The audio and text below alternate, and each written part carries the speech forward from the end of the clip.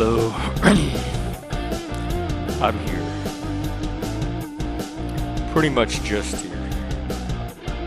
I think this is going to be, unless we get a panel, this is going to be a very short stream. I don't know how lively it's going to be today. I think I'm coming down with something. I'm feeling sluggish. I can feel my voice stretching. So I'll go for about half an hour, unless people want to come up and talk. The link should be pinned. Oops.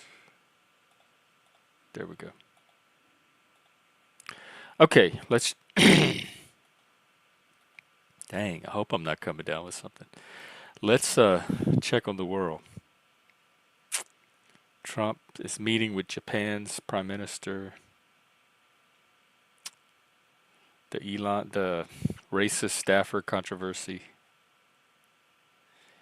Trump is sanctioning the International Criminal Court. Some winter storms are headed. They said a bunch of them. Yeah, more of the same type of stuff, it looks like to me. Oh, are you Bex? I wonder if there's something going around. The weather's getting a lot nicer today. It was warmer. The sun is out. The snow is starting to melt away. I was fine when I woke up. It just some kind of little wave hit me about 2 hours ago, and I just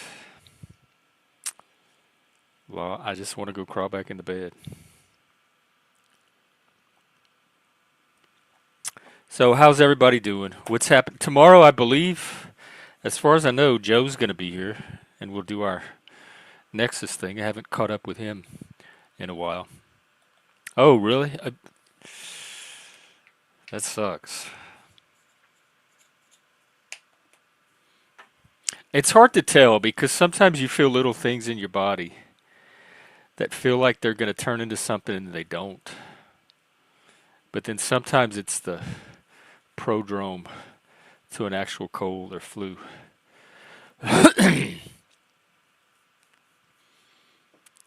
So I was going to talk about catastrophizing today because there's so much of it going on.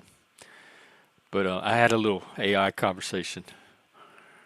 But there's really not a lot to say. It's just people latching on to certain facts and then their imaginations kind of fill in with the worst possible scenario, like worst case scenario that they can make of those facts.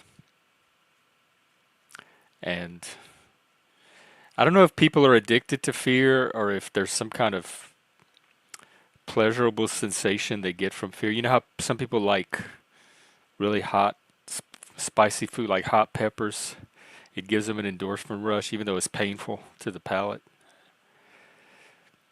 So I don't know why people keep fear going in their mind or seek out ways to look at the world in the worst possible way perpetually. Like everything they see is ran through that one filter of how can I keep this fear and panic at peak, at maximum.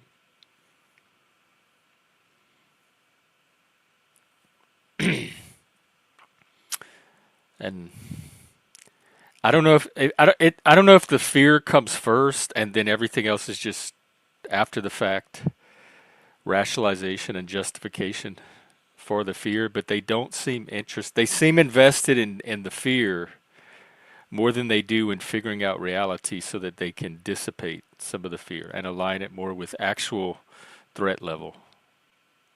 They see everything at DEF CON. Is it DEF CON? What's the zero? Or how does DEF CON work? Is it the lower? Uh,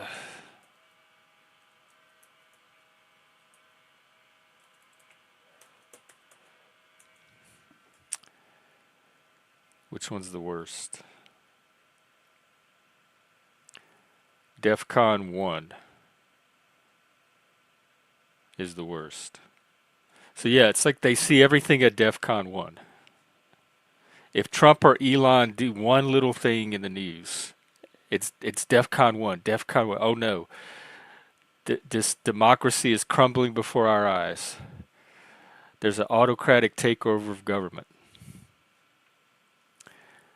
We're on the brink of World War III, whatever the DEF CON scenario is in their head. They see every fact in social media, which is already filtered anyway, um, is perceived from that in that light or from that perspective. And I don't know what they're looking at. We talked about it the other day a little bit with animated effigy, where the fact was that Trump put out this memorandum to expand the capacity of Guantanamo Bay so that they could have these criminal migrants um, detained there, like housed there. That was the fact, and from that, this whole scenario of terrorism and torture and keeping them indefinitely was conjured up from that fact.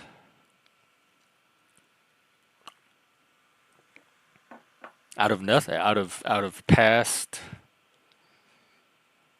out of things that happened in the past that have nothing to do with this event. It's how the brain works, but to me, if you're self-aware, you can you can have the brain work a certain way and still be aware of that process and kind of stand outside of it and observe the brain in its working and not mistake that for reality.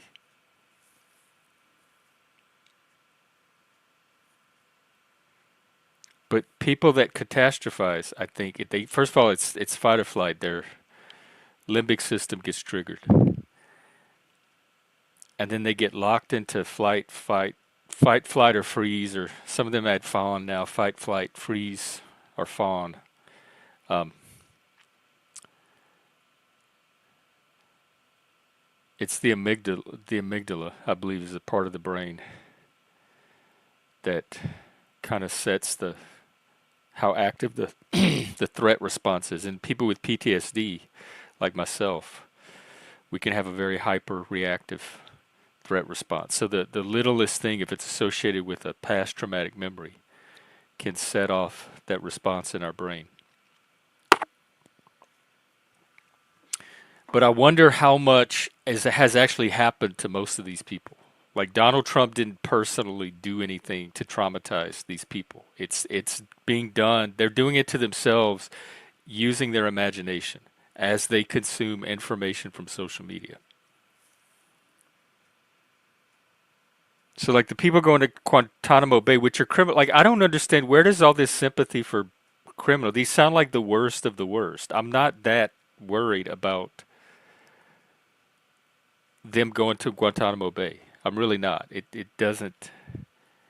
I don't see it as a huge pressing issue for the rest of us normal citizens that they're sending criminals that don't belong in the country in the first place to Guantanamo Bay. None of that personally traumatized your life in any way. So I don't know. I don't understand the big panic or fear based reaction over something that doesn't even directly intersect with your own life. It couldn't be trauma. It's imaginary. It's imagination. It's like Don Quixote and the windmills.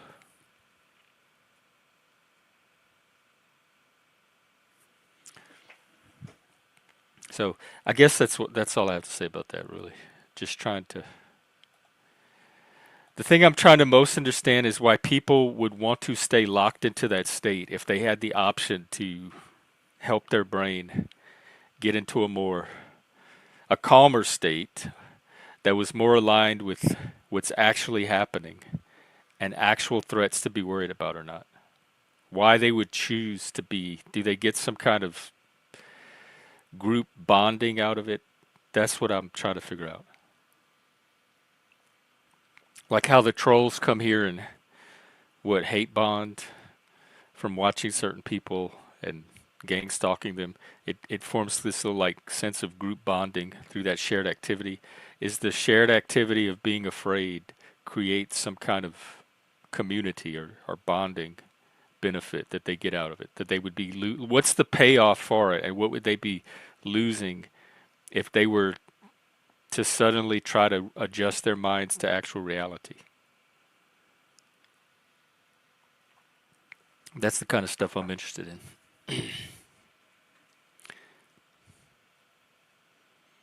I also want to talk to there were two people I wanted to talk to.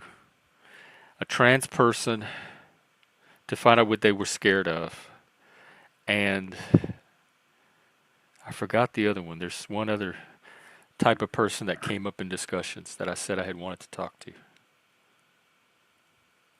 So if we have any of those people out there that want to come up. Otherwise, like I said, it's going to be a pretty short stream today. I'm not feeling like going for very long. And then plus Sunday we're doing our Super Bowl thing all day. I'm going to do an all day. Probably I have stuff to do Sunday morning, so probably late morning, early afternoon. And then we'll keep it going through the Super Bowl or however long people decide to stick around.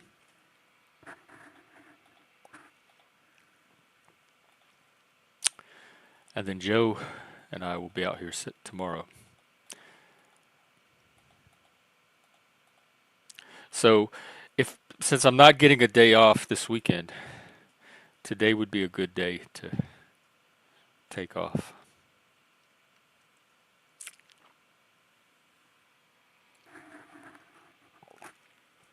But let me see who's streaming. Maybe there's some other panels we could spy on. Hebrew's out and about, headed to work, streaming from his car.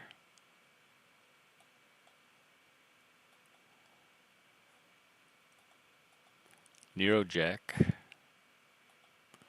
A lot of times they just end up watching. Oh, they're watching Andrew Wilson videos. Okay.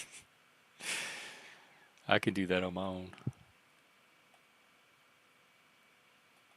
Yeah, not a lot of people out in the streets today.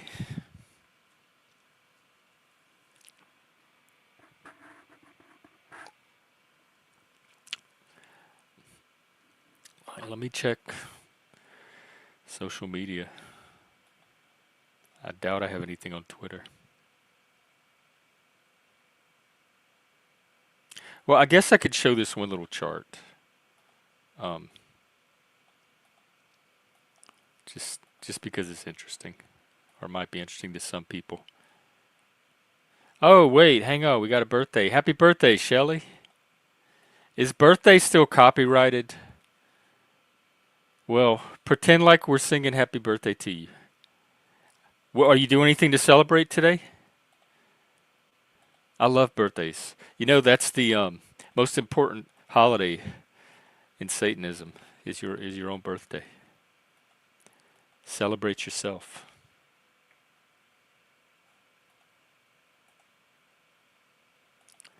All right, let me get this chart.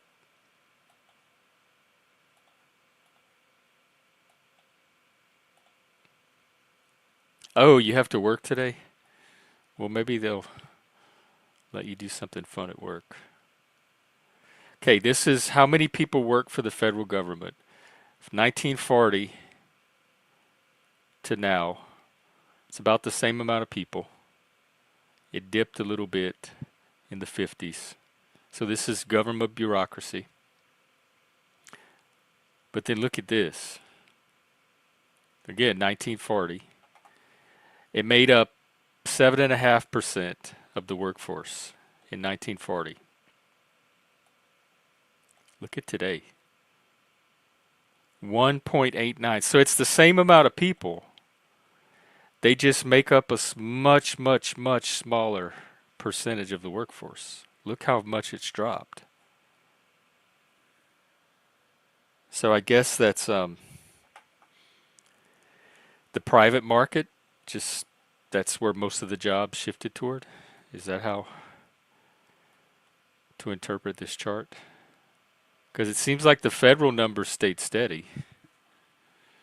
but the labor force increased in other areas outside of the federal. Well, I hope you have fun at work, whatever you do. Of course, I wish that for everybody all the time. I hope everybody has a job that they can have fun at on most of the days that they're there.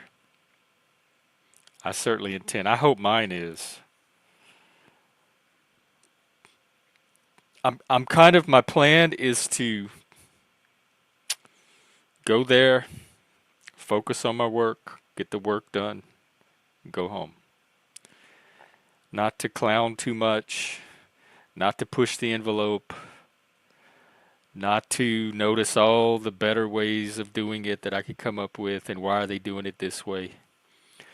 Not to get too involved with my coworkers and their lives.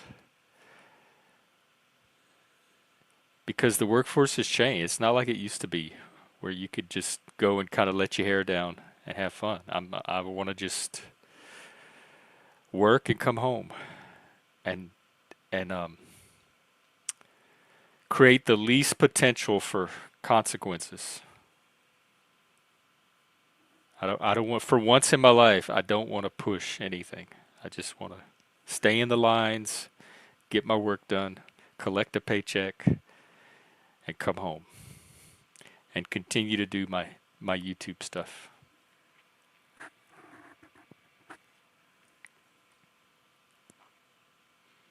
But I'm gonna have fun. I'm not gonna not have fun. If I see an opportunity to have fun within those lines versus just not having fun, I'm gonna take it.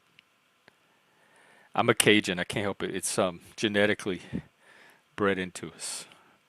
We love to have a good time. Joie de vivre. Laissez les bon temps rouler. Let the good times roll.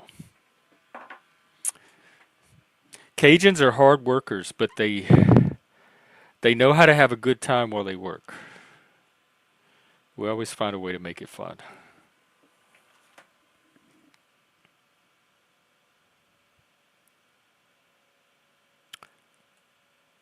So, all right. Well, I got about 10 more minutes in me. If anybody wants to come up, I'll keep it going. Otherwise, I'm going to run down the clock and call it a day. Because I will be out here tomorrow at the same time with Joe, hopefully. And then Sunday is Super Bowl Sunday. So we're going to do an all day something starting probably about noon my time, so afternoon East Coast time. Hey Jax, what's up with you? How are you? How's your Friday? How's your weekend?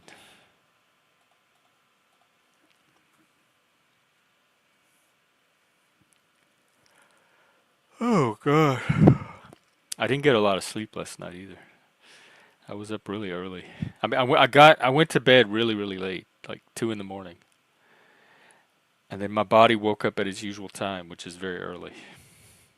I'm usually up before the sun, so that could be some of it too.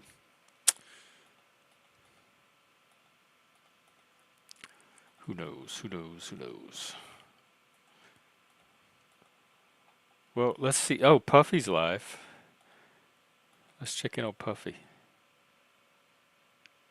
Looks like she's at where is she?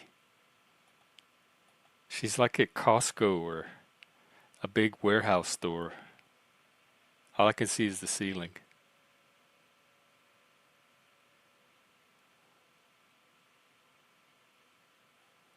I love when people live stream their life.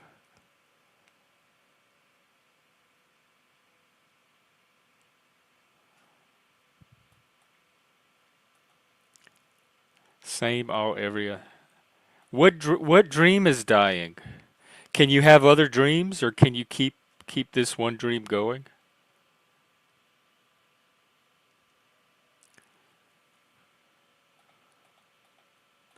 That's I think it's tragic when dreams die. Unless it's a dream that you want, like that you're done with, and you don't mind it dying. Here, let's peek in on Puffy. She's sleeping. Let her Hey, go. Puffy. Let her finish. What? Don't be impatient. It'll Oh, be fine. she's shopping, or something. Mm, yeah, that part. Hold on. Is that a Playboy rabbit? I gotta get a peek. Let me Is it see. Valentine? Oh, right. Next Friday is Valentine's. Maybe we can do a Valentine's I have a question. stream Can I for get all of us lonely one or two bait? hearts Two bait. with Yeah. no You want to do like plans. a disposable? Yeah. Like, yeah. Okay, I feel voyeuristic. Spying on her while I don't mind watching on her channel, but streaming it on mine seems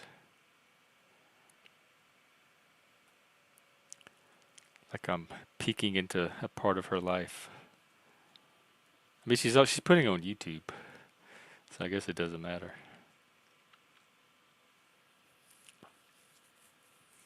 Yeah, that'll be fun to do. We'll do a Super Bowl on Sunday, and we'll do a Valentine's on Friday, and we can talk about how all the miserable experiences in love we've had, all the bad dates, all the ways that have fucked us over, all the stupid decisions and choices we made in a partner or a mate. I think that's very appropriate. That's like penance for people that are penance and or therapy and catharsis for people that don't have a candlelight dinner to go to that day. Make it positive, but if it were positive, we would be actually celebrating it with somebody. That's the point. The fact that we're not already sets it as a negative. So like turning being single and not in a dysfunctional relationship into a positive, we could maybe do that. I'm open. He was a great person. He was one of the best people I met. He was one of the nicest guys you ever want to meet. Kind, nice, caring, gentle.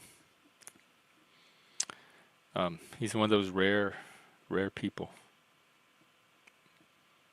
We never fought ever. Like people say couple. I was watching a show the other day and there was these couples in it and one of them was bragging how they never fight and this other girl says that's not normal. There's something wrong with their relationship. All couples fight. You're not like you don't even know yourself as a couple until you've had a fight. But Mike and I never fought.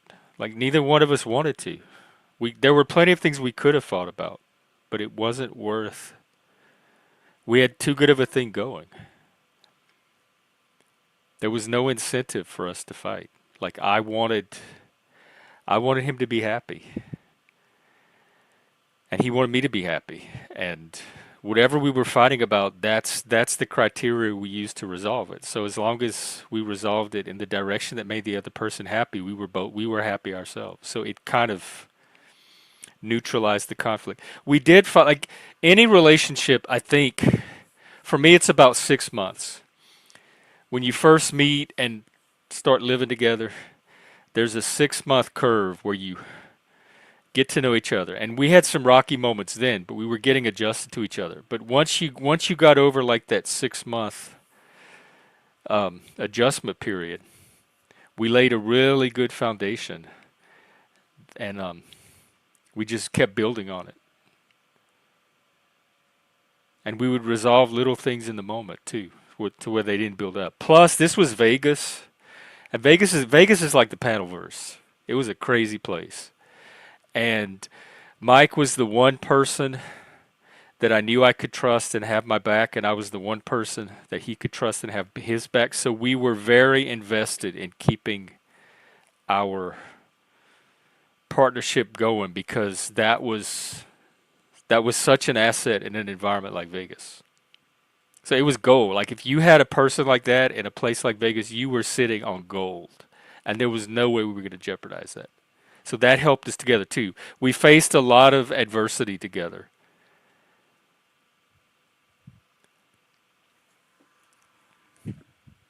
There's only 6 of you in the world. Hey, Axis, welcome. Oh God, I'm, I'm flattered. That'd be cool. Yeah, I would want somebody like some kind of hot satanic daddy type person.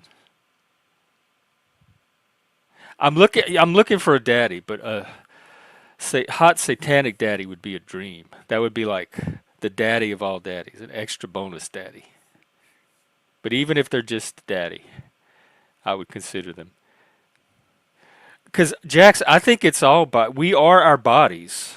I don't know that you can separate who you are from your body. Our brain, our nervous system, our fit like we take in sensation through our body that our consciousness builds itself on.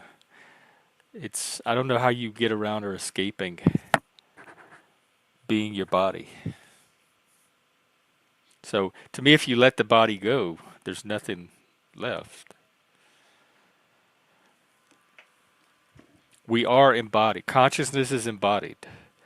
We're embodied beings.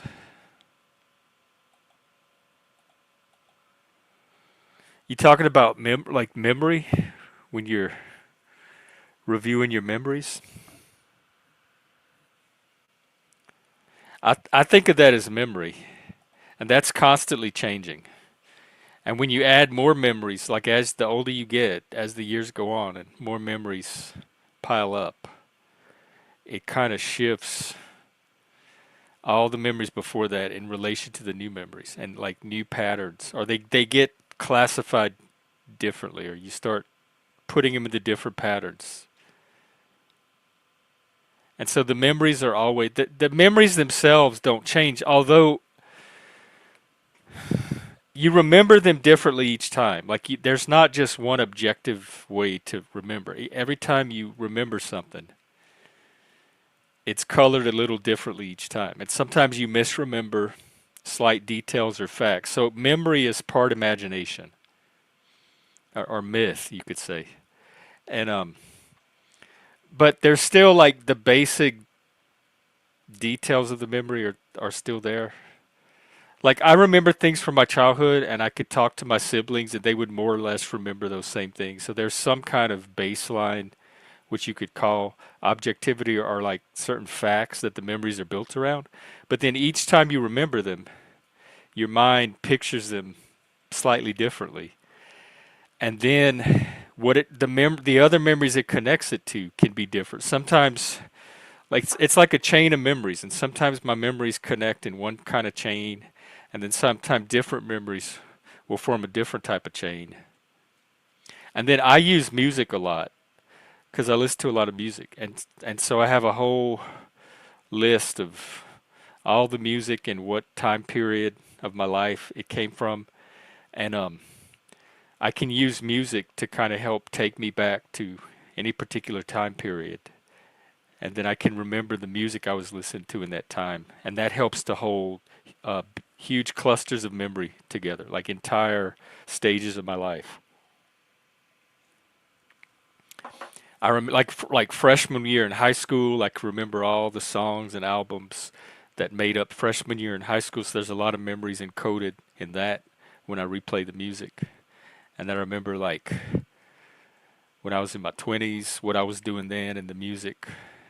And then I was a little kid in the music, that kind of stuff. Movies too sometimes, but music particularly.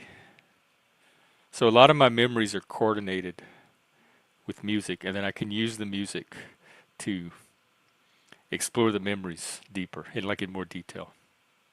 Because sometimes I'll put on an album that I liked from a certain time period, and as I listen to it, these just random, spontaneous memories will start coming back, and I'll catch like the spirit of the time that I was feeling, or like there's certain emotions too connected with the memories. I'll just remember.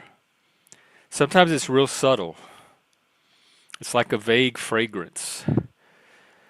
I'll get like just a whiff of it, of that. Oh yeah, I remember the feeling of that time in my life. And then sometimes they come back really vivid. Those are the fun ones. When I have a really strong feeling, and I feel it feels like I'm back in that time, reliving that same experience again. But memories get stale with time and with replay. Just like music, like you can only listen to your favorite song so many times before it doesn't have the same freshness that it did the first time you heard it. Or even movies. But a really good movie I could watch over and over and see something new in it every time. Like there's deeper layers. And some of my memories are kind of like that too. Hey, Daniel Barry. Good afternoon to you. Hey, Daniel, we're doing a Super Bowl thing Sunday. We're going to do a all-day stream for Super Bowl. It's going to be a late it's going to start late, but it's going to go Super Bowl starting late too. So, I don't know if you have any tips for that or all I know is it's the Chiefs and the Eagles, and I'm leaning toward the Chiefs because of Taylor Swift. And I still don't know how they got to keep their name. Like why they get to keep calling themselves the Chiefs. And all the other teams had to change their mascot because it was offending people. But good for the Chiefs. All right, well, I think on that note, I'm going to wrap it up, take the rest of the day off. Um, and we can that'll be something to ponder on Sunday. Why are some mascots still getting to keep their offensive names? Because you could that's what we'll do. We'll go through all the sports teams and because you can find a way to be offended by anything and we'll find new ways to be offended by some of the existing names. I think that could be instructive. All right, have a good rest of your day, everybody. It was fun hanging out as usual. And I'll see you tomorrow with Joe. Hopefully he can make it, and we'll do a talk about some topic and find out what's going on in his life. And then Sunday we'll get all sported up for the football, American style. All right, I will see you all then, and have a good Friday. Take care. And happy birthday, Shelley.